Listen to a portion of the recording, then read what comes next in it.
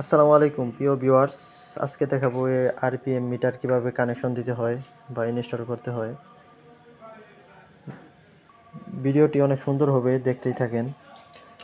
তো আরপিএম মিটারে মূলত 5টি তার থাকে, যার মধ্যে একটি লাল একটি কালো।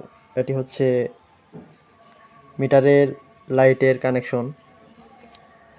লালটি দেব আমরা হেডলাইটের যে সুইচ, ওই সুইচের সাথে। কালোটা আর্থিন দেব, এবং এখানে যে আরেকটি সবুজ আছে এটাও আর্থিন।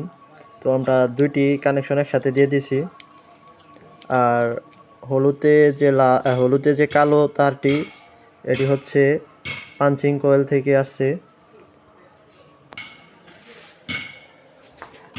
আমরা সিরিয়াতে যে পাঞ্চিং কয়েলের তার আসছে, কালোর মধ্যে হলুদ, এই তারের সাথে কানেকশন দিয়েছি, দেখতে পাচ্ছেন।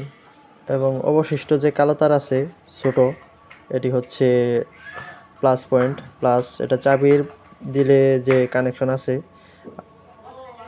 আউটপুট হয়, ওটার সাথে কানেকশন দিয়েছি। লাইন দিলেই